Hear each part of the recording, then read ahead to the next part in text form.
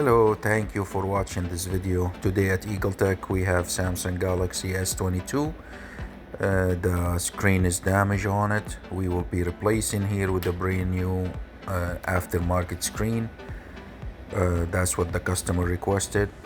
So first of all, we're gonna remove the rear glass.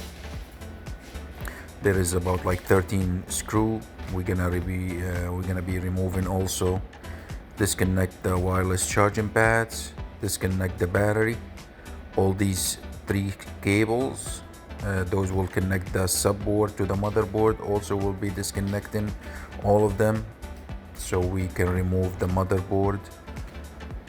This is the old damaged screen and the frame, and this is the brand new one. After we put the motherboard on the subboard, now we will put the battery and all the cables, then we'll put the wireless charging pad, connect everything back together and test everything.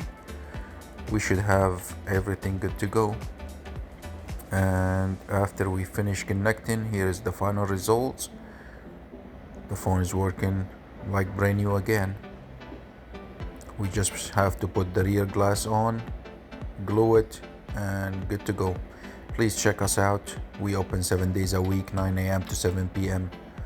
in Allentown. Thank you.